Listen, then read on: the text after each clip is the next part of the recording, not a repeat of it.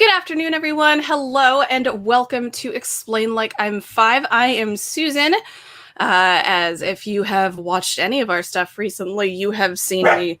Hello, dog. What are you doing? They are very insistent that they get included in this.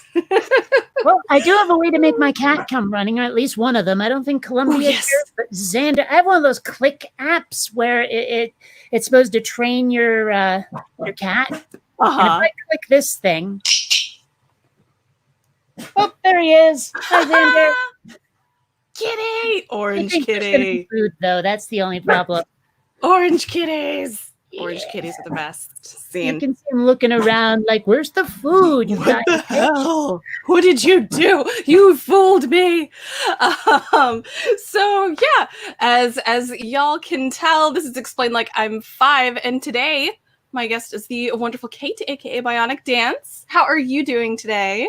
Oh, I've definitely been worse. How about yourself? Not too bad. I'm finishing up my coffee that has a special little pop socket Chewbacca thing on it.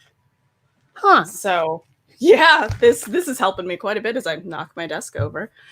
Okay, so with the format of the show, in case anybody has not watched before, we basically have people come on and talk about things that they love that they may not get a chance to talk about terribly often. So what are we talking about today? Well, as I understand it, you'd love to hear about some of my upcoming projects because I've got this this sci-fi thing coming up called Quin Redshift. Nice. And okay, a little back history on this thing because it is an animated project. It's a 43-page script. I may have bitten off more than I can chew, but I've got about 6 minutes in the can. And it's looking really, really good. In fact, I have a shot rendering on this screen as we speak. Nice. So, I was about 1.5 years old when Star Wars came out, and I think I imprinted on it just a little bit because I have loved science fiction, specifically the subgenre space opera, since forever. You know, I mean, if the tattoos aren't any indication, hello, Last Starfighter, I'm talking to you. Nice. You know, that kind of thing. And of course, Rebel Alliance, you know, all of that. I know it too. Right on. And then my pop socket is too. Well, now I wish I had my wallet and backpack with me.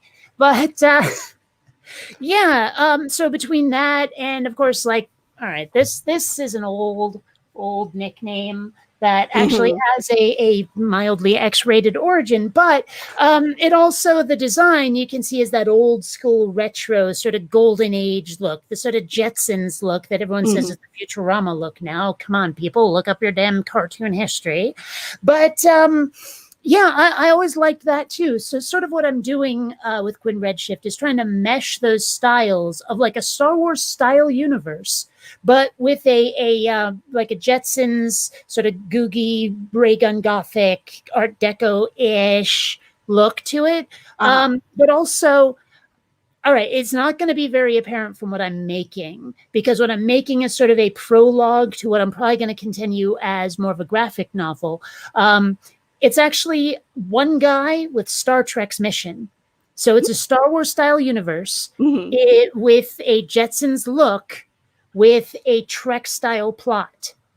Because Quinn himself is supposed to be this like grand explorer, like Buzz Lightyear, Buck Rogers, Flash Gordon, one of those guys, you know, Quin Redshift, same kind of thing. And so he just like fucks off and starts exploring the solar system in the only ship that's capable of doing it. Now, like I say, it's a very sort of golden age sci-fi kind of thing. So, you know, like Mars has Martians, Venus has like the hot chick Venusians, all of that. It's that kind of universe. So if anyone's expecting real science out of this thing, how disappointed you will be. There are a couple of rules to this universe. One, anything that appears to be supernatural is not. Number two, while there are aspects of this world that may seem silly to us, the audience, the characters take it 100% seriously because that's the world in which they live. And three, expect as much internal continuity, consistency as I can remember to put in. If anything is inconsistent, it's either a mystery that's going to be answered later or I fucked up. So yeah, But there there's will be the no. honesty to that, and I appreciate that. So Well, I'm saying that I will not intentionally break the rules of my own universe. That's yeah. all I'm saying. But the basic idea is that Earthlings, not humanity, they're Earthlings. Remember, Golden Age here, have not yet managed to get past Mars. That the time it takes to get to Jupiter and start building things, transporting stuff, you just can't do it. It takes like 6 years for one trip, right? But travel between, say, like Earth and Mars is accomplished through what I'm calling fold gates, where they do like the folding of space kind of thing. I wanted to avoid a lot of the usual terminology, but it's hard to get away from gate. I suppose I could have said portal. I don't know. Yeah, and then somebody expects you to have like the little portal gun and stuff like that, and have somebody named Shell. So and I mean, like, I don't know. I wanted to, like, take for example the Academy. Every sci-fi has the Academy, and even if that didn't get started with Star Trek, it certainly got popularized by it. And I was trying to think, okay, if there is sort of a Starfleet equivalent here, what would I call it without using the Academy? And what I came up with was the Space Command Institute for Instruction, or Sci-Fi, if you turn it into the acronym. Yeah, most people haven't caught that unless I pointed it out. I like it. Yeah, so Quinn dropped out of that. He found it too restrictive and ended up with this sort of like, I hesitate to say Mr. Miyagi-esque, because he's definitely not Asian. He's not an old, like, but whatever. He has a professor friend who acts as his Mr. Miyagi mentor scientifically. Like, the professor's the lab work guy, where Quinn is the Indiana Jones who goes off and does the archaeological stuff, brings back artifacts. And the professor believes he's invented a special kind of drive that can allow single ships to travel back and forth between like Mars and Jupiter in a really short amount of time, hours, days, whatever, right? But he needs a certain kind of fuel type to be able to power the drive. And so he paid the Martians to construct something out of the ancient Martian technology that Quinn had been bringing back for the professor.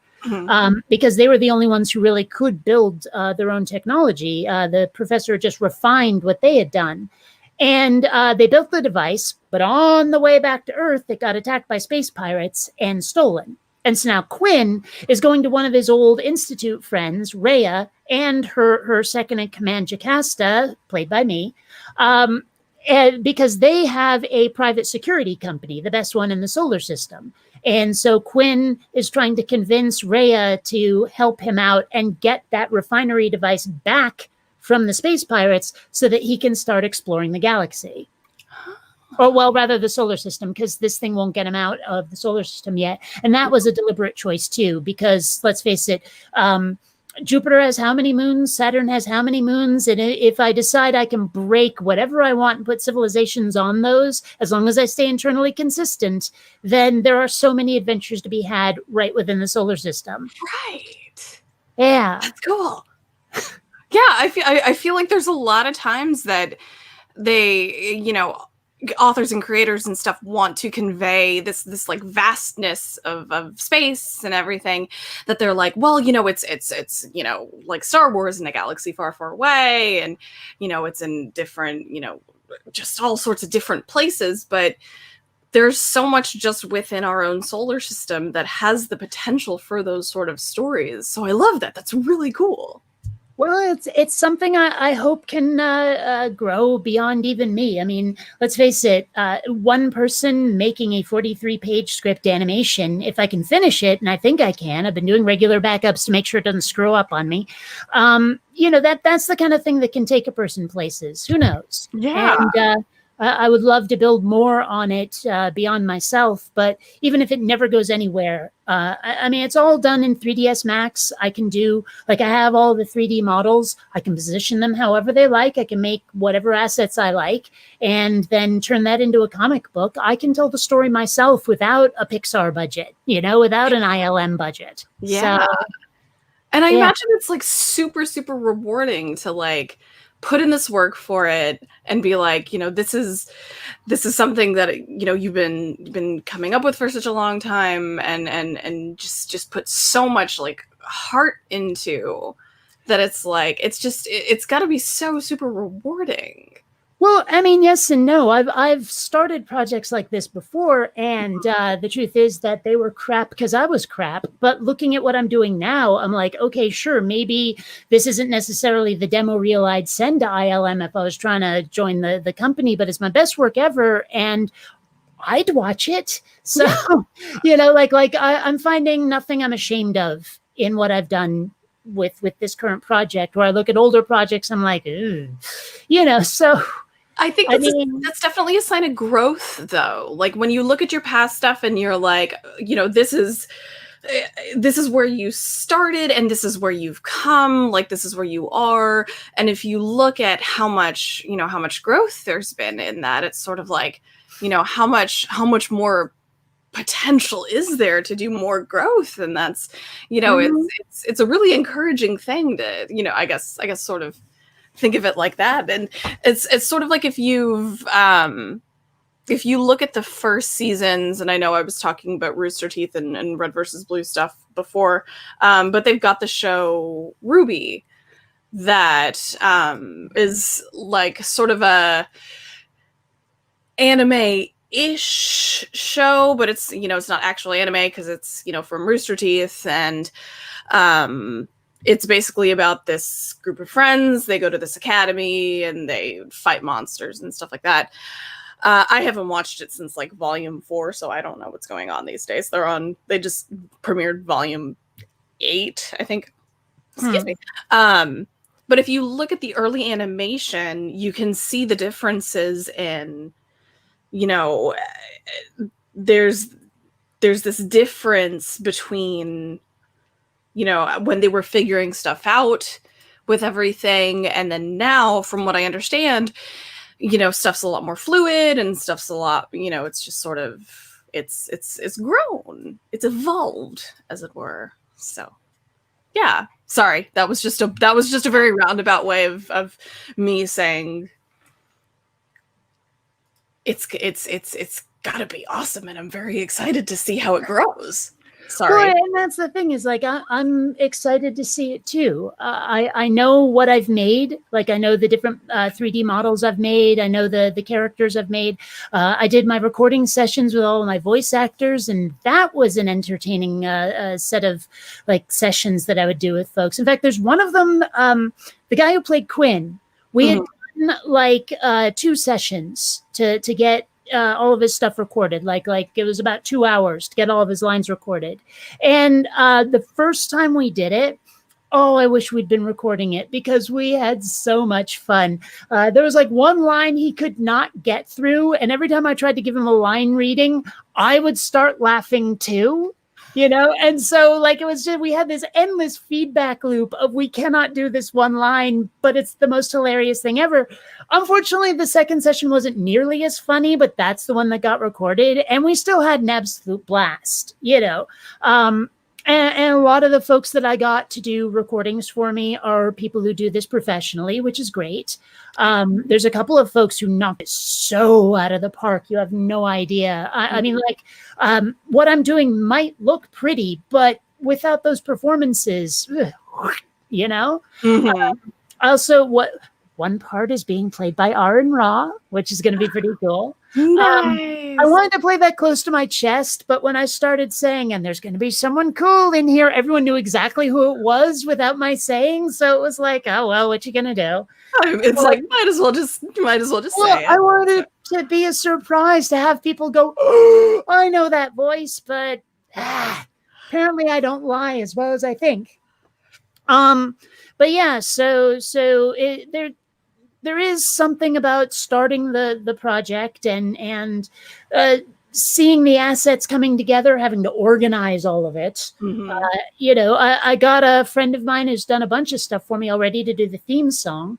Although I'm not asking him to do the score because, well, that would be rough to ask one person to do the whole score. So I'm using this like AI music generation website. And their stuff is pretty good. Like you can't necessarily tell that it wasn't played by humans. So there's that. yeah, so I mean, just looking at all of this stuff coming together into a cohesive whole has been interesting. But I've been I've been working on it for so long. I've been growing as an animator while I've been making it, and so sometimes I wonder, should I go back and look at what I've already done and maybe revise? But then I'm like, yeah, but then I'll keep doing that until I never release the fucker. So you know, it's a balancing act. It really is. But I don't know what the final product will look like. I only know what I want it to look like. And it's just it's a matter of like, you know, where everything sort of takes you, and I mean that because you said it's a 43-page script, right? How long like does that translate into in like minutes wise? Well, that's the thing, is I don't even know anymore, because like traditional logic in Hollywood was a minute per page. But honestly, I don't know if I'm using the same font size. So there's that. But I mean, I'd have to look it up. And I think that'll freeze my video until I come back to the right tab. But I think I'm around page 8 or 9 at the moment. And that is about 6 minutes of video. Okay. Oh, yeah. And that includes 2 minutes worth of credits. Okay. Yeah. And then but then I imagine with, you know, any scenes, and I mean, I don't want to like make you feel like you have to spoil anything this early into it. But you know, if there's, you know, action stuff, which I imagine there probably will be a good deal of action related stuff, you know, that'll take up more of the time too. That's so cool. Well, I mean, I did say it was so right now, but it's like, that's so cool.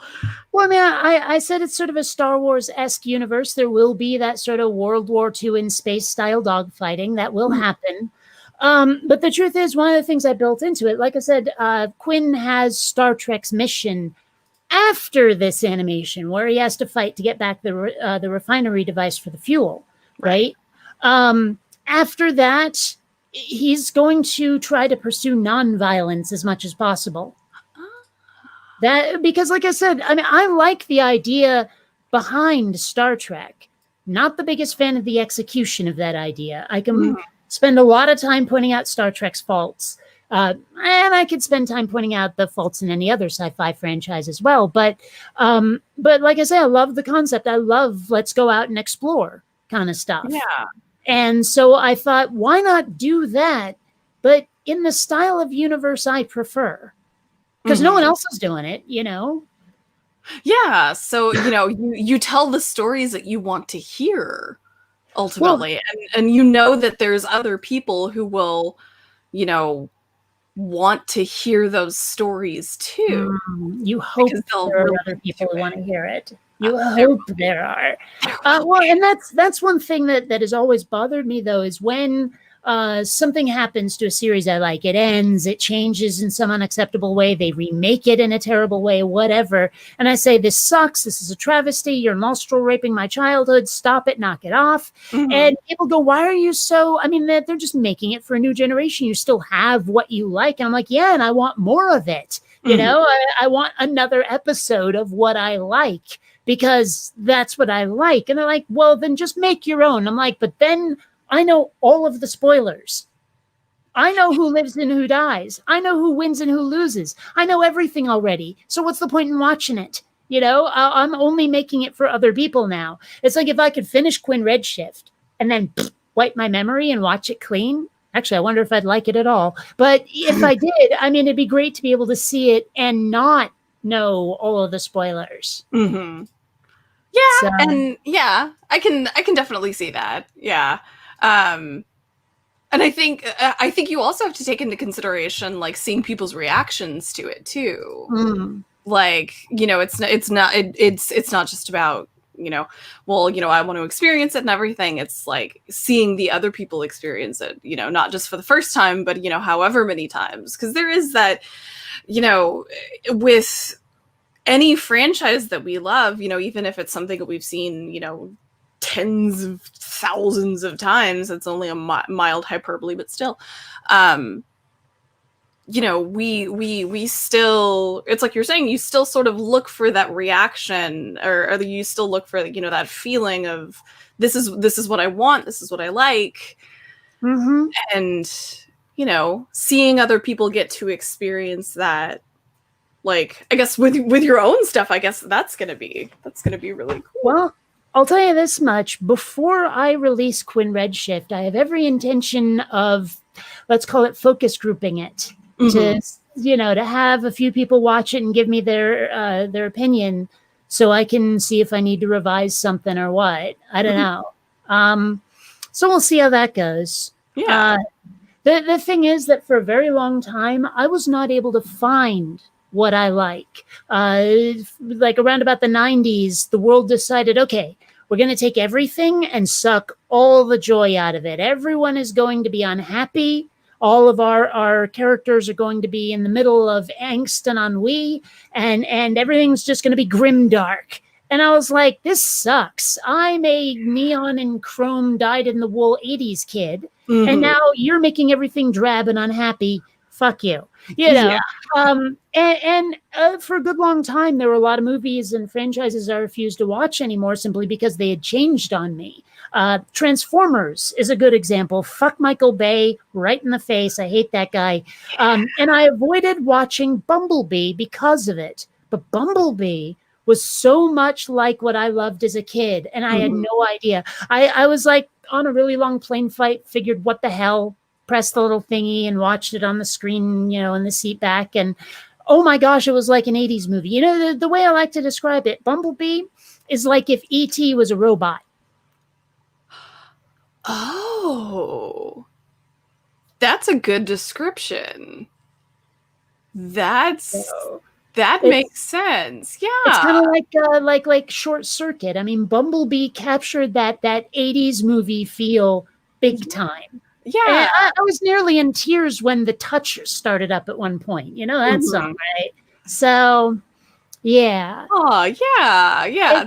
That nostalgia factor, like, when it brings back the, when it brings back those feelings, and it's not just necessarily, oh, this reminds me of, being a kid, but it's like it was a simpler time and everything was a lot easier and stuff like that. So. Yeah. Oh, it's funny when I talk about being an 80s kid and how the 80s was the best time to be a kid. I'm always talking about the pop culture. And then you get these other people like going, yeah, but look at how this, that, or the other thing happened that was horrible politically. I'm like, yeah, but I grew up watching cartoons and seeing video games evolve from Pong all the way up to, where we are now. I mean, that to me is the 80s, is the entertainment part of it. I had such a good I would not trade being an 80s kid for anything. I just wouldn't. It was the best time. Yeah.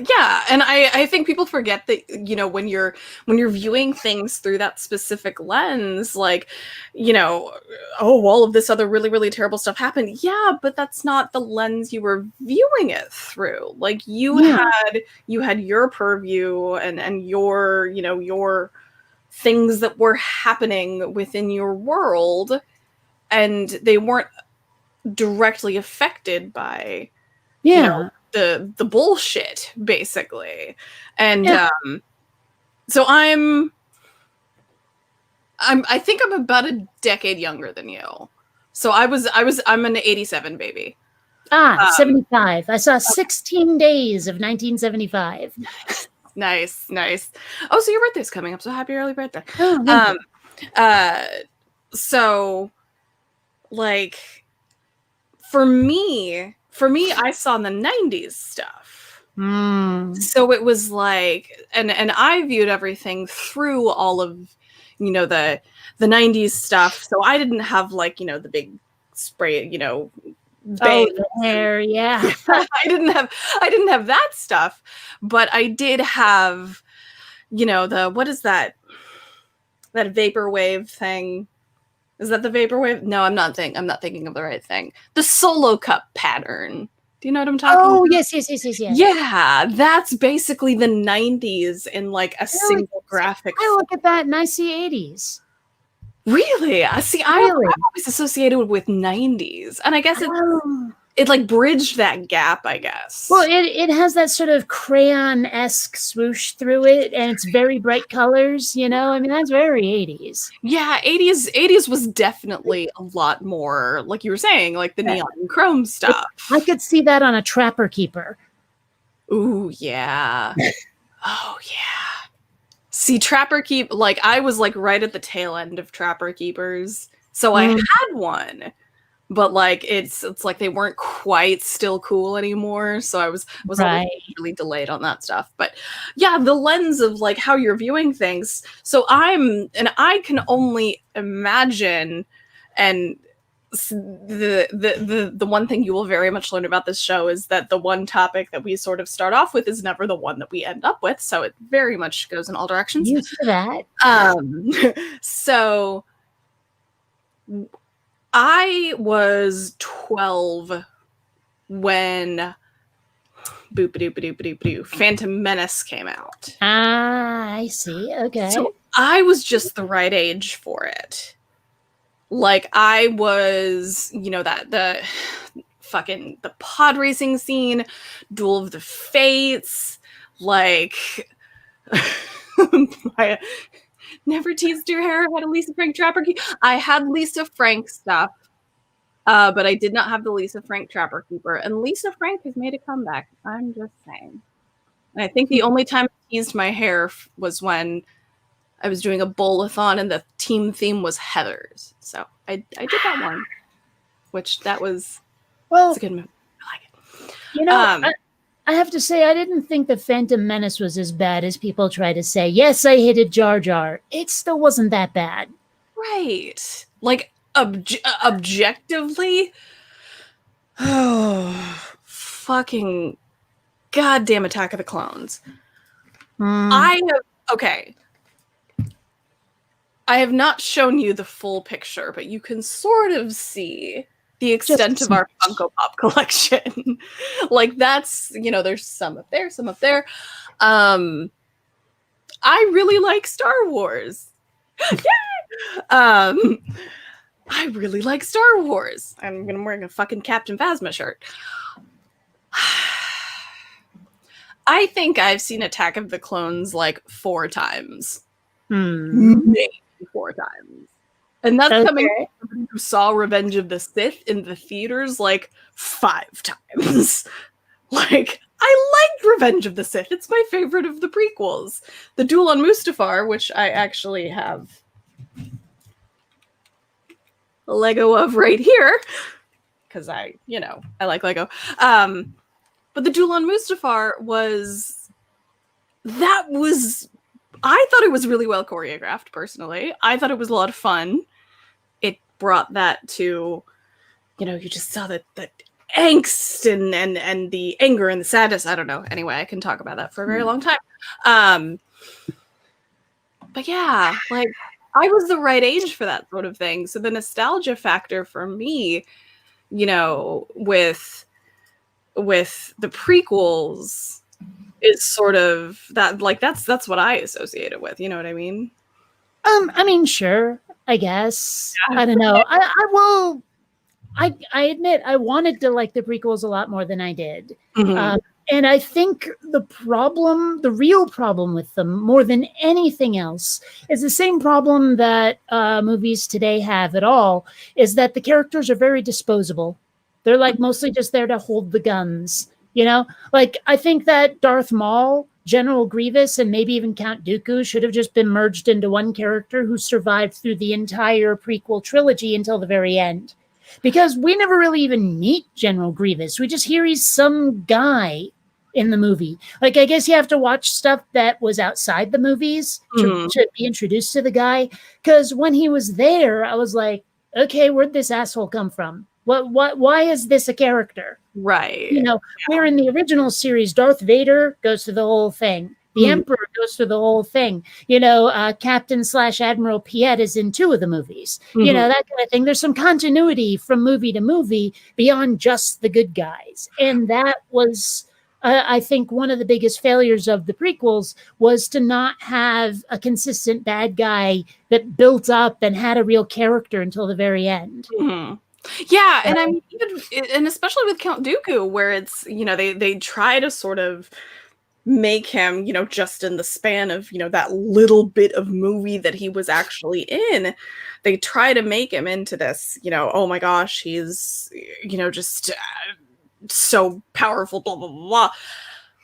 The fact that he's, like you were saying, he was just basically disposable and, killed off at the beginning of fucking Sith. It's like, well, what was the point in that? Darth Maul was such a wasted character in Phantom Menace, and I understand, you've got to watch other stuff, and I would have loved to have seen, like, more stuff with Darth Maul. I think Darth Maul was one of my favorites from the prequels. Well, and that was the thing that struck me as so strange, was the obsession people had with Darth Maul. And I'm like, but he's spoken a gravelly voice and had horns on his head. That's like the entirety of his character and a double-bladed lightsaber. But who was he? He was just the Sith apprentice, and that was it. So yeah. And they could have done so much more with him in the actual movies, and that was the problem, and I am pretty, how to put this being nice to myself, I have the attention span of a walnut. Okay. So and there's so much of Clone Wars and Rebels to get through. That it's like, I know I need to watch this and I know I need to get through it, but like, there's so much of it and it's so daunting, and I know I need to in order to fully understand so much more of the characters, but like, okay, there is something I desperately want. I want this so much, and I know I'll never get it. Is a Star Wars video game that is story-based. We're talking RPG here. We're talking Knights of the Old Republic style here, set during the Rebellion. Every Star Wars video game that is set during the Rebellion is an action game with no story. Or it's, sort of and it goes out like before. No lightsabers. Unless you encounter Darth Vader, no fucking lightsabers. Because there is so much more to Star Wars than just Jedi and Sith, than just Force users. And but the people in charge, the marketing department, seems to think you have to have a lightsaber or it ain't Star Wars and no one will buy it. Bullshit. Okay, I'm sorry. Like, I wanted to like Rogue One. I really did. But number one, if you're going to have a Star Wars movie with the word rogue in the name and it doesn't involve fucking Rogue Squadron, I'm sorry, you need to be killed. But number two, again, all the characters were disposable. Very disposable. I don't remember anyone's name, much less their backstory. I barely remember what any of them look like. That's how little they made me care in, what is that, a 2-hour, 90-minute, whatever time span, where A New Hope in about 5 minutes made me care about Luke quite a lot. Just by him having talks about his ambitions, his fears, what he wants, all of this stuff. Even just his complaining, it made me care about him a lot more than those characters, right? But that is the closest that I have ever had to that game I would love to play, of a story-based rebellion era game. I'd give so much for that. I wonder, I'm trying to think. Well, because, yeah, I mean, I was about to mention, what was that one? What's the one where you're playing Darth Vader's apprentice? Force Awakens? Not Force Awakens. Force Unleashed. Oh, I've heard of it, never played it. But that one is you're a Sith apprentice, so you have the lightsaber. Yeah. So it's like it's definitely sort of, it's stuck into that same thing, and it's sort of like, well, no, I hadn't really thought about that though, like getting a game that's about rebellion related stuff that's not just Force users. I would play the shit out of that, and I know, right? Well, see, here's the thing. All right, to kind of bring us full circle, a while back, and I mean a really long while back, I was working on a Star Wars fan film, animated. bit off way the fuck more than I could chew, believe me. Although someday when Quin Redshift is done, I might actually give it another go. But I called it The Last Remnants. And what it was about a bunch of rebels who were going to the outer rim of the galaxy recruiting. You know, basically, look, the rebellion or the Empire is going to try to take you over eventually. You might as well join with us. We'll try to protect you and your freedom, kind of thing. And these 3 rebels who are going to a planet called Ularin arrive at the same time as the Empire, and hilarity ensues, right? Now, there is not a lightsaber to be found, but it is very, very, very Star Wars. A lot of people who saw what I had made told me, yeah, you managed to capture the Star Wars feel rather well. And so, like again, not a lightsaber to be found, but the rebellion is all there, and it had that Star Wars feel. I think it could have been made into something bigger than even what I was doing. But of course, I'm also a bit of a dreamer with attitude. So what are you going to do? You know, but someday maybe I'll revisit it. I don't know. But I remember George Lucas was saying, oh, I encourage fan films. In fact, here's a bunch of resources for you who want to make fan films. Go ahead. But now Disney owns the franchise, and I suspect they defend it with terminal intensity. So even if I made the world's best fan film ever, they'd probably land on me like a fucking anvil instead of offering me a job like they should. Right. Yeah. That's the, I mean, not the one. There's a number of things that I'm sort of bothered about with Disney and Star Wars, but yeah. But like, yeah, the idea that they're not wanting to encourage the creativity, because when you see so much of this stuff that, you know, that fans can make, you know, it makes me wish that I had that level of creative ability, because I severely lack. Like, I can't play an instrument, I can't draw, I can't, like, I probably could never do any of the animation stuff. So you'd be surprised. People with those abilities, like people like you, it's just like it's like it's an admirable thing to me, because that's the thing, it's a though, skill that I don't. Well, that's it. That it's a skill. There is some talent involved, but most of it's a skill. You have to learn it. You know, like I know there are some people who just have a natural aptitude for some things, but animation is one of those things where as long as you can have a sense of time, you can probably animate. It's not that difficult. You're just manipulating 3D vertices. That's all. It's really all. You know, there's a lot of complicated ways to do it, but as long as you know 30 frames a second, you're good. That's true. I don't know. I mean, granted, there is some art to it. Like, there's a lot of things where, you know, you don't want, if you have a character who's going to make a movement like this, right?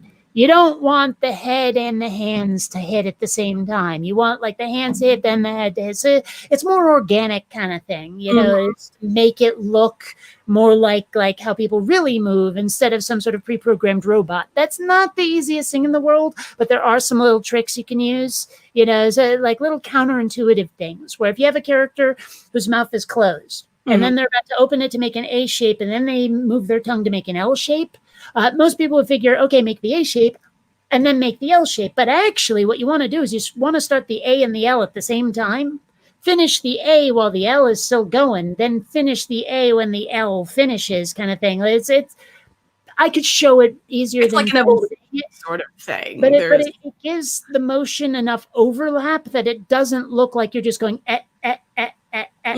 It gives it a more organic feel. There's little tips and tricks like that are so easy to do, but has such a great effect on realism. So you don't hit that like uncanny valley. Yeah. Where it gets creepy. I was talking before about how I look at some of my old animations and I'm a little bit ashamed. And a lot of that is because of Uncanny Valley. Like the original Sandra character, the avatar I use a lot, she used to have these like gigantic eyes that did not look anime-esque at all. They looked like someone had taken 2 giant almonds and pounded them into her head. And it was just like, I'm going, oh, dear gods, I'm tempted to just delete this off the internet forever.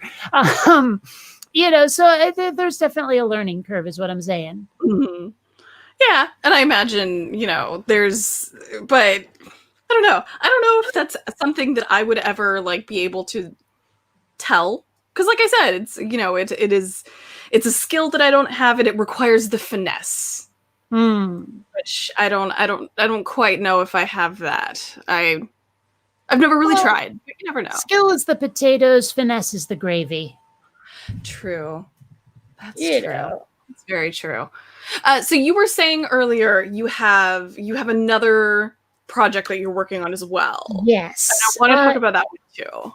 All right. Well, a long, long time ago, I started a webcomic called The Adventures of Quin Baxter, and it was very much in sort of a graphic novel format. It had a few fans, but for the most part, people thought it was dreck, right? So I thought about maybe making another webcomic. Originally, I was going to do Quin as a webcomic, and then I decided, you know what? Humor tends to sell on the internet more than narrative storytelling, short, punchy humor. So I thought about doing a short, like newspaper strip style webcomic. And I was going to call it Head Meets, because the basic idea was sort of a stream of consciousness, little silly quips and puns and wordplay and silly stuff like that. And just do them in sort of a strip format. And I made about 34 of them before I decided I could do these as short animations instead, put them on YouTube, and people will probably enjoy them, and it could increase my popularity. So I've taken those 34, and I've started finding ways to turn them into small, like 1 to 3 minute animations kind of thing. So it takes place in this just sort of blank white space with this animated girl who says silly things, and I'm also working on putting like a little animated kitty in the background that just sort of plays stuff like that. But it's just silly little things, like sometimes it's thoughtful musings, sometimes it's bad dad jokes, but it's generally just the sort of thing that goes on in a person's head. Like, she is supposed to be the personality of whoever is thinking the thoughts. Kind of thing. So, So it's sort of like little quip tweets, but in like animated form. Kinda, yeah. That people can share and be all like, "This is me today." Well, and I mean, a lot of it's silly stuff, like wondering whether historical figures were ever called by nicknames as children. Like, do you think his parents ever introduced Billy Shakespeare to the neighbors? Kind of thing. It's like that. Or have you ever met anyone actually named Sherlock?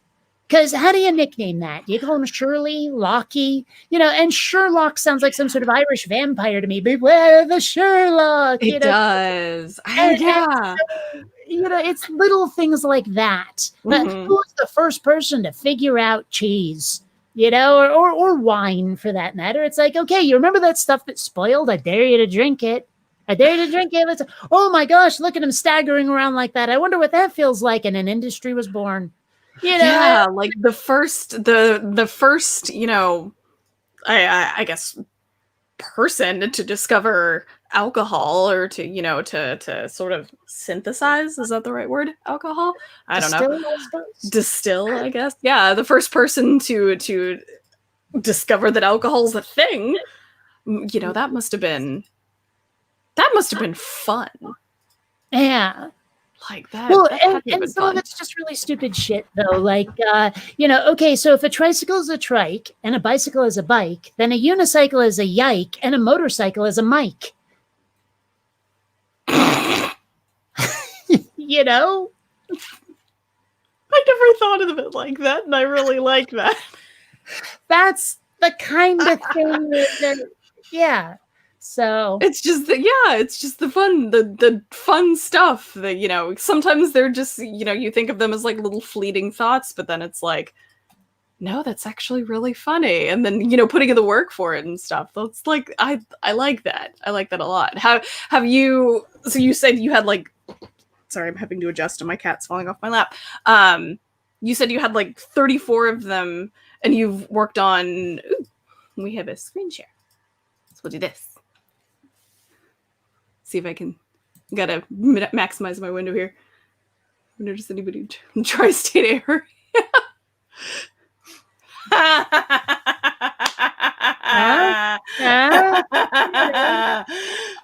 before this sort of thing. People call songs numbers for some reason. I think I figured out why. It's because they start songs with and a 1 and a 2. You know? So it's little things like that. Ah, yes. I want to be part of a secret society that operates in the shadows, with none the wiser. We'd have secret handshakes and code words to identify each other, changing the world cloak and dagger style. Whether we protect the world from evil or are evil ourselves doesn't matter. I just want to be part of it. Just want to be part of a thing. I think I'd like the evil part. I think I'd like the evil one a little more, but that's just me. Yeah. So, it's just lots of little things like this. And I figured, hey, these in animated form could be an absolute blast. Yes. I think this one is actually one, with a bit like oldies music. That one is actually one that I have thought of, that I've not necessarily thought of, but I've thought about before, because when you listen to like classic rock stations now, they have like Creed on there, and it's like, what is your definition of classic rock? Yeah. Well, I distinctly remember the radio stations would say like, the 80s, 90s, and today, or the 70s, 80s, and today. Like I remember that. I remember back when it was 60s and 70s and today. It's like, to me, like oldies is anything that sounds like it belongs in Stand By Me or Back to the Future, right? Right. That's oldies. Classic rock is like the stuff they played at Woodstock, and then 80s is just cool. So, Yeah. Like they would have a distinct, a distinct flavor radio station, or they'd have a distinct radio station for like the 80s stuff. And I mean, I guess this is just how it was, wherever I lived, because I lived in South Texas when I was a kid. They had like, they had an 80s station, a specific 80s station. But then, there was like the 70 days of today, 80s, 90s today. But then again, I also listened to a station that would play a lot of NSYNC, so your mileage may vary with the radio station. Oh, so don't even get me started on it. Like Pandora and Spotify and all of those, where you give them a song and it says, we'll build a playlist for you based on that song. It's bullshit. What they do is they take, they don't analyze the song. They take the band and look at when they were popular and what they were most known for, and give you that. So if I put in like one of my favorite Roxette songs, my favorite band's Roxette, it's like like that, and I get back, it must have been Love and Listen to Your Heart, and I'm like, I did not ask for their ballads. It's like, this is not what I wanted. I wanted a specific song.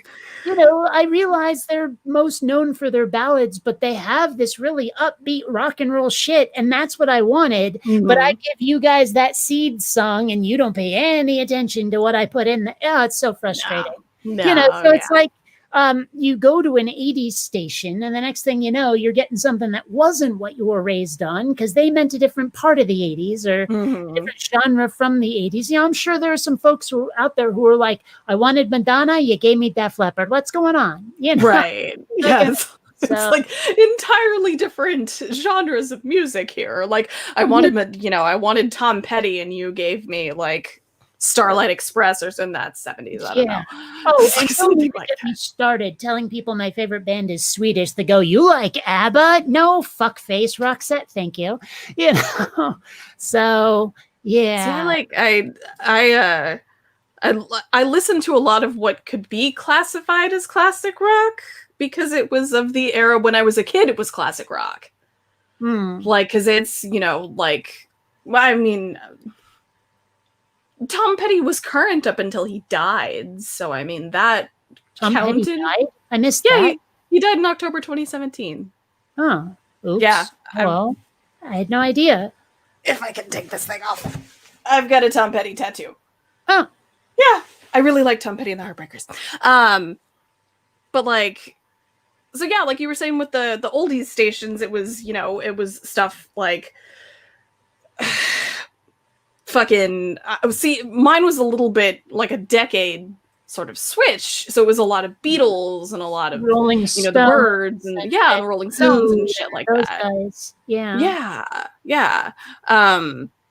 But then also when I was growing up, Nick at Night was like Dick Van Dyke and I Love Lucy and stuff like that. And now it's fucking, what even is it now? I think they're playing Friends on Nick at Night now. Oh, that's crazy pants. I don't even know. And I'm like, well, one of the first places I got introduced to, again, Roxette, favorite band, was Nick Rocks back in the day. My hippie parents would not spring for MTV. I can't believe I'm an 80s kid who missed out on MTV. That sucks. But Nick Rocks was the attempt to be like the MTV or the VH1 or whatever of Nickelodeon. And they played Dress for Success and Dangerous, both by Roxette, on Nick Rocks. And I was like, huh, those are both the same band. And I really like those songs. So I went out, bought an album, went right back out and bought every other album. Nice. And yeah, it's been a love affair ever since. Nice. Unfortunately, we're coming up on the 1-year anniversary of Marie Fredrikssen's death, and that is kind of sucky. But it's also the same day they finally released Cyberpunk 2077. So, is it actually going to come out now? Well, allegedly. I still say that 2077 is not the title; it's the release date. But I say if they don't release it on December 10th, like they say, I think they should be legally mandated to change it to Cyberpunk 2078. Would work. But I'm thinking that as a tribute, I might try to design my character to look like Marie Fredrikssen. So. Oh, nice. Yeah. So, Doc, I don't know. I don't know the answer to this question. I don't know if you do. Oh, I saw that. Like it came up yesterday. Fuck. I don't remember either. Yeah, I have no idea. I've actually, until yesterday, I'd only ever seen Tia Carrera do it. Oh, yeah. Now I just want to go watch fucking Wayne's World. So thank you. I know, right? Okay. There is Randolph is pointing this out. Randolph is pointing this out. It wasn't in Wayne's World. I'm thinking of True Lies. Never mind. Different thing entirely. Randolph is pointing this out, which is one thing that I really love about Tom Petty. That I don't remember the exact quote. It was basically like, if I was in a club and I found out that members of that club were sexually abusing children, I wouldn't want to be a member of that club anymore. That's basically what Tom Petty said. So he's pretty great. You know, it's funny because I have been sort of lamenting the fact that the people who are ostensibly on my side on a lot of like politically charged issues are people I really don't want as allies.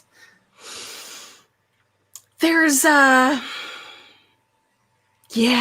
haven't really given that too much thought, so I don't have tons to say about that. I don't know. Well, if you've been following me at all on Facebook and Twitter, I've been rather vocal about this most recent political contest we had in this country. And there are some issues I care about very, very deeply. And needless to say, a lot of the same people who care about them are very tiresome indeed. And I'm like, really, you're hurting the movement, go away, kind of thing.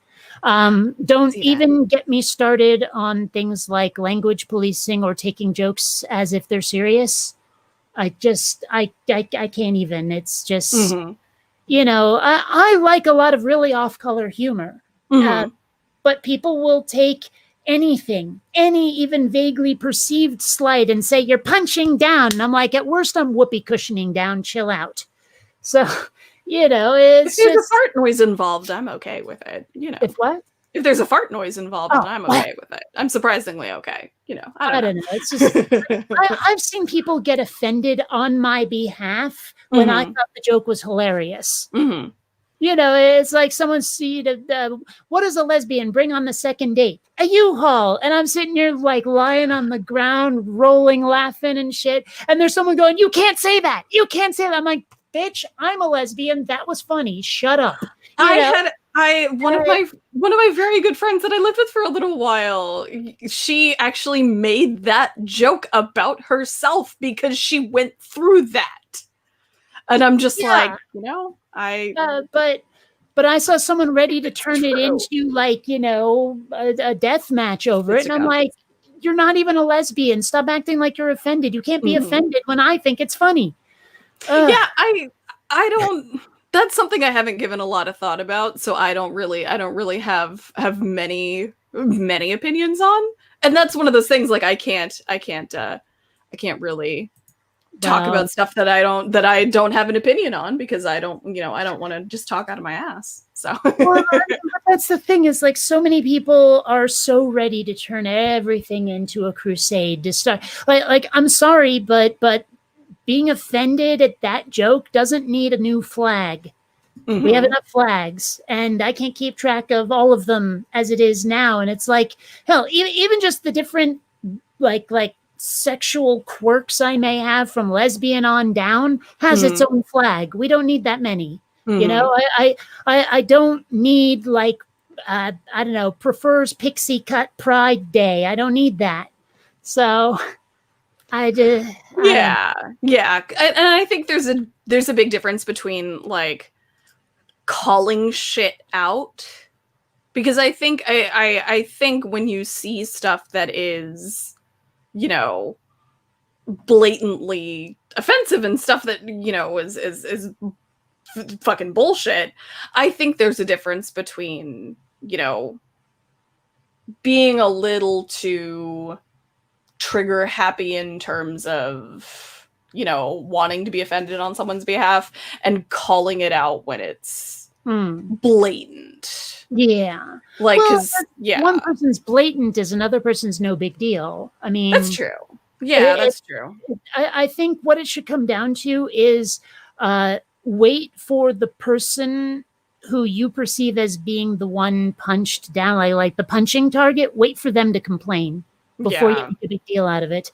And then if someone says like, look, this is why I don't think it's offensive, and certainly there was no ill intent, you know, don't act like that doesn't matter. You know, it's like, I thought it would be funny. I wanted it to be funny. I wanted people to laugh. I didn't want anyone to be offended. If I failed in that, okay, but don't act like I'm Hitler for trying. I can see that. Yeah, I can see that. Yeah. But oh well. Yeah.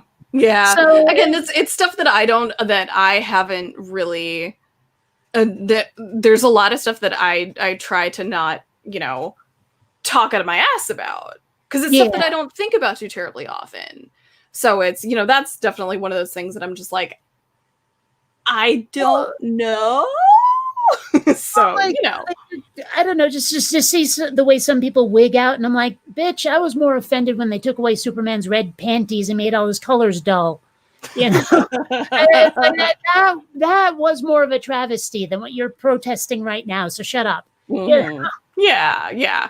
And I think, you know, being able to listen to people who, you know, who are the subject of a lot of that stuff, I think is really important. Just being able to listen to people in general.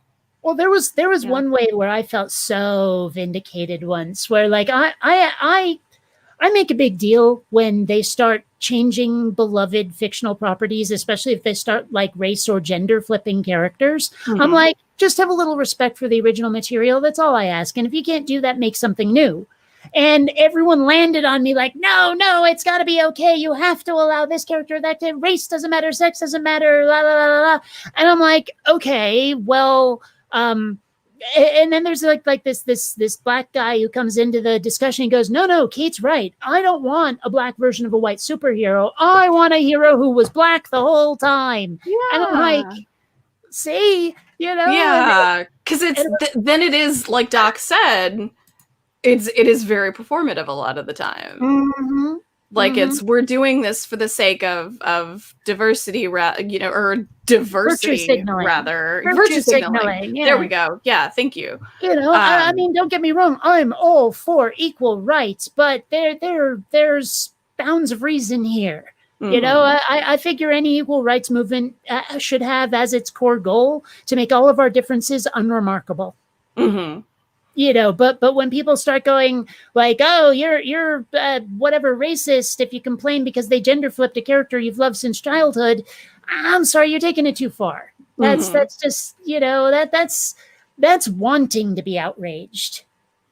Yeah, white feminism and white liberalism tends to do that. Yeah. Well, I don't know. It's. I don't know.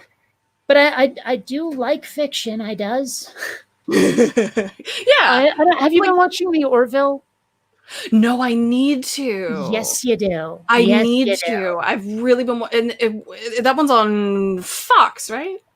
Is it Well, also right on like now it's on Hulu and Hulu. Netflix? It's on Hulu. Well, Okay. what happened originally? I think it was Fox. I forget what it was on. But the first 2 seasons ran that way, and they're also streaming on Hulu. But now Hulu has purchased the property. Oh, And okay. it will be exclusively on Hulu for the 3rd season, which is actually kind of cool because now that they're not constrained by time. Like they don't have to come in at 42 minutes or whatever it is that they expect for a TV show these days. No commercials, no restrictions on language. They can cover whatever the heck they like. And that will be interesting to see because the show started out basically being a Star Trek parody, satire with a lot of poop and fart jokes. Yeah. Now, though, the poop and fart jokes are kind of like 1 or 2 per episode, and the rest of it actually deals with a very sort of Roddenberry-esque social issue. Ooh. They cover some deep shit, and they even have a few episodes that are tear-jerkers. It is a great show. It is such a great show. It's what, basically, I like to describe it, if Star Trek had that stick taken out of its ass, that's the Orville. Because let's face it, Trek does kind of have a stick up its butt, Yeah, I think that's why I'm probably I can't get into Star Trek. I can't quite get into it. But there's what makes me giggle a lot of the time is people who say that stuff like Star Trek and Star Wars and I guess pretty much anything has never been political. Who says that? Fanboys. Because, I mean, fanboys. A huge part of the basis for Star Trek was to be political. That was like the idea. I don't know. I just always found the execution of Trek to be a little iffy. Like, number one, I think it would be so much better, even just drama-wise and world-building-wise, for the military and the scientific to be separate departments. Because that way, you can always have the eggheads and the jarheads fighting with each other. What if one of them falls in love with someone from the other side and they have to keep their romance secret, or else they'll endure at least the ridicule of the rest of the crew, if not the scorn? Maybe you get into that fight where the military commander goes, no, that's dangerous. We have to blast it. And the science person goes, no, we have to study it, kind of thing. There's a lot of character drama to be had just right there, taking Starfleet and saying there's a military branch and a scientific branch. Yeah. I mean, they basically did that in Sequest, DSV, if you remember that one, and it worked really well. I think that was a major blunder in the world building on Star Trek. Do you think, well, and I was about to ask, do you think they'll ever explore something like that in Star Trek? But I think it's so established at this point that they're not gonna. Well, like it's such an established universe, even if they're sort of time hopping between the different, iterations of it. It's just not really possible to try and make that distinction between it. Well, or if it was like a thing they tried to do and then it didn't work and they just decided to merge them or something. Fuck if I know. And people seem to like Trek well enough, so let them have it, I say. But I still think it was a blunder. I mean, don't get me wrong. There's Trek I like and Trek I don't. And I thought that the new movies, the one with Chris Pine as Kirk, were really, really good Star Wars movies. They weren't very good Star Trek movies, to say the least. Yeah. But I mean, I'm trying to remember. I can only think of 2 Star Trek movies that ever really did the boldly go thing. Almost all of them were war and fighting. Like the Star Trek the motion picture, obviously they have to investigate V'ger and all of that. And then Star Trek for the Voyage Home, there wasn't a lot of combat in that either. It was mostly sure, they were exploring Earth, but Earth in the 20th century. So, but all the rest of them seem to be centered around fighting the Borg or fighting Khan or this, that, or the other thing. So, sorry, hang on half a second. Sorry. I'd love to see. I'd love to see a Star Trek movie that is about exploration primarily. Yeah, like I think it's like what you're trying to do is doing the exploration thing. Like I think that's just gonna be so much like that. I think is gonna interest me a lot more than just the war and fighting stuff personally. Well, the story I have lined up for what will happen after the Yeah. animated Quin Redshift is he's going to go to a moon of Jupiter. I'm not sure Mhm. which one yet. Doesn't really matter. There's a lot of them. Yeah, and basically he's going to find a society that is built on a sort of hierarchy where you have these people at the top who appear to be able to do what looks like magic, what looks like sorcery, who have set themselves up as the benevolent dictators, or so they style themselves, of the lower orders, down to the lesser people who aren't even allowed into the city because they want everything we have. And the basic idea is going to be like it seems benevolent at first, but what you're really looking at is a sort of fascist hierarchy, a hierarchical pyramid, with these people who seem able to do sorcery lording themselves over the lesser orders. And they've said, look, you one tier below us have to protect us from those other people because we're here to protect you from them, kind of thing. And all then they've got that set up, and Quin discovers that the sorcery isn't what people think it is, and he has to decide what to do about it because revealing what he learns could bring down the entire society, but the society is fascist, so maybe it should be brought down. And he finds himself with that moral quandary. Do I have the right to end this myself? Do I have the right to bring it to their attention and possibly upend their society? Or should I take this on myself because I know it will do good in the end to end this fascist regime? What do I have? What do I do? Kind of moral question. That is the first episode beyond the animated version. And I mean, there's more to it than that. There's a lot more to it than that. But so that's the kind of thing I want to do, is to have Quin boldly go where other people might have him start a shooting more. Yeah, that's really awesome. That's really awesome. So it wasn't Kaiser. Okay. Sorry. So we are coming up on an hour, which is usually where I sort of like to make sure people don't, start going tra la la la la. Where can people find you and where can people support you? I put links to your Twitter and your YouTube in the description. So well, that's fair. So yay. So Twitter and YouTube, BionicDance pretty much everywhere. So I'm waiting on some music for the Head Meats cartoons. As soon as I have it, I'm going to start producing them. The rule I set up for myself, because I know me, my attention span is such that if I start working on another project, I'll forget to work on the one I was working on before it.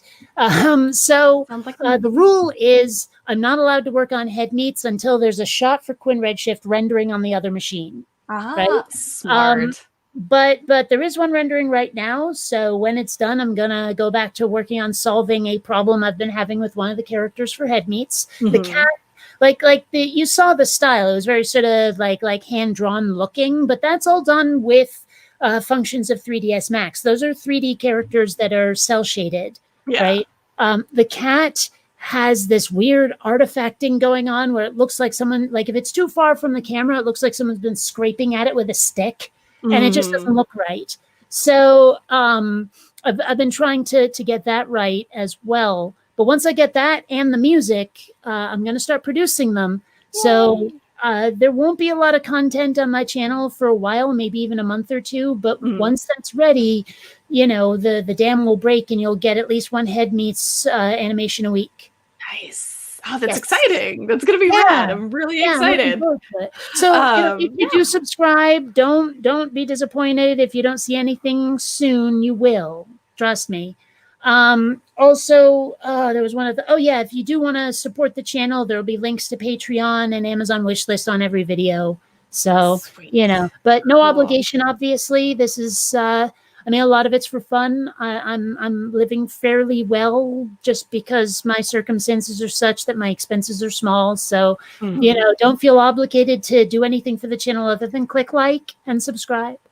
But Patreon is always a good thing. Always support content creators on Patreon. That is the philosophy that I have. Who the hell turns down, potential support, right? I mean, you'd be a fool to say no to people supporting you on Patreon. I'm just saying don't feel obligated is all. Yeah. Wonderful. Well, thank you so much for joining me. I do really, really appreciate it. I thought this was fun. What am I? Hold on once. He's got a okay. Are we screen sharing? He's trying to figure out how to screen share something. I know how to. What I want before I let you go and before we end the stream, I need your worst bad joke. Your worst one. Ooh. Or your favorite, whichever one. Now, when you say, yes, indeed. Is that from Randolph? I need a screenshot of that. Can you email that to me or something? Yes, awesome. I definitely will. Now, when you say bad, though, bad in the best way possible. So we're talking more pun bad and less bad. Right. Okay. I wish you'd told me about this before the stream so I could have figured out which one. Nope, I had to surprise you. Let's see. Thank you for sharing that. See, and now all I'm getting in my head are the really cringeworthy jokes rather than the pun jokes. Okay. Randolph, thank you for sending that to us. I really appreciate that, and I will definitely email that over to you, Kate. Okay, this one's like super old, but I have to tell it about the midget psychic that the police were chasing, for fraud. Like he was running away, trying to keep away from the police. He was indeed a small medium at large. I love that one so much. Yeah, that's what I think. Have you heard my cringe joke? Have you heard my bagels one? I don't think so.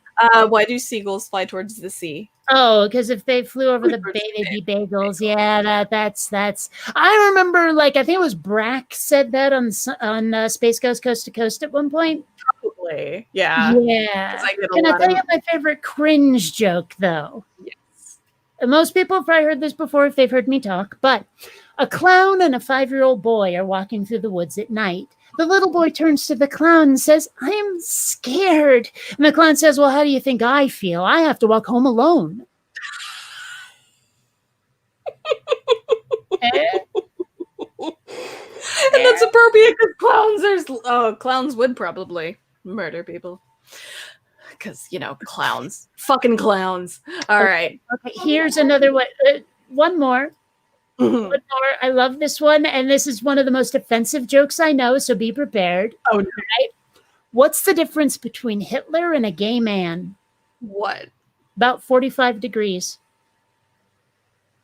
God damn. Huh? God damn. Huh?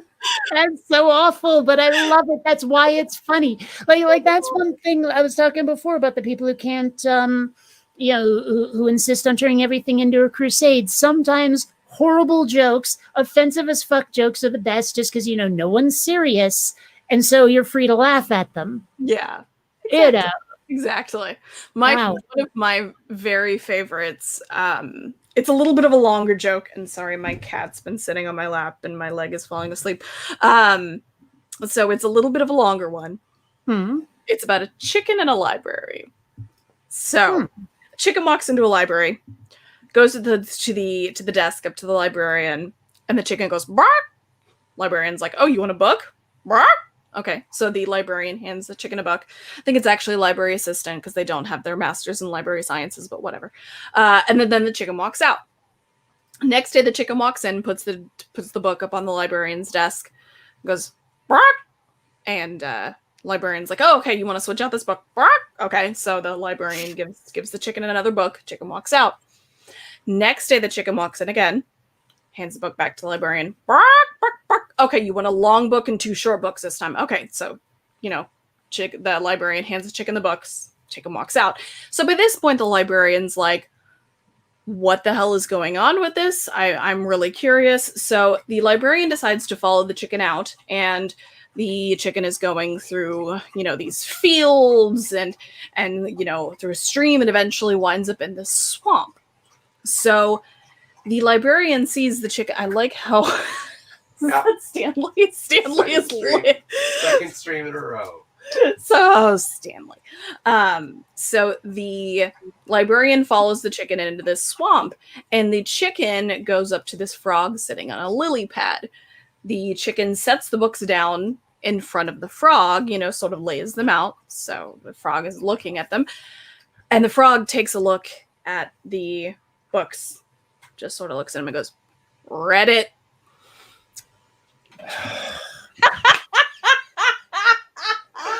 I got a similar one for you. It's got a frog in it as well. Okay. So there is like a loan office at a bank. It's that one room in the bank where you got the loan officer dude and you go in and apply.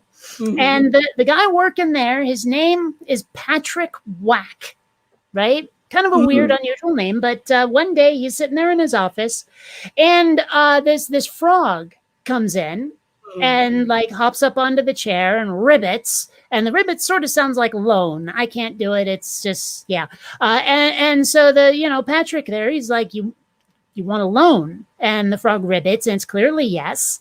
And so the Patrick, he's like, well, okay, I can sign you up for a loan, but I'm going to need some collateral. Do you have any collateral? And the frog ribbits and pulls out this small little statue, all of gold, and sets it down. And Patrick, he looks at it and he goes, okay, that's interesting, but I don't really know what it is. It's a small statue made of gold, but what is it? And he calls in the bank's manager to identify this little golden statue. The manager looks at it and looks at the frog and looks at Patrick, and he goes, "It's a knick-knack, paddywhack. Give the frog a loan." I told that really badly, but it's still... Oh my God, it's amazing, and I love it so much. That's a good one to end on. That one made me very happy. Kate, thank you so much for joining me. I do really, really appreciate it. It was an absolute it was fun. Thank Had you. A blast. So make sure that you follow Kate on Twitter and subscribe on YouTube and all of that wonderful stuff. If anybody's interested in any of our links, they are in the description below, which I always like doing this because it's always a lot of fun to do that.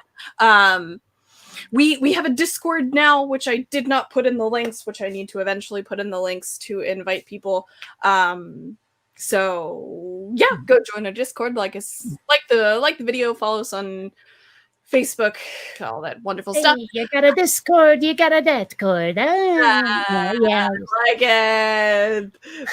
That was a better one to end on. I like it. All right. Y'all have a wonderful day. See you guys later.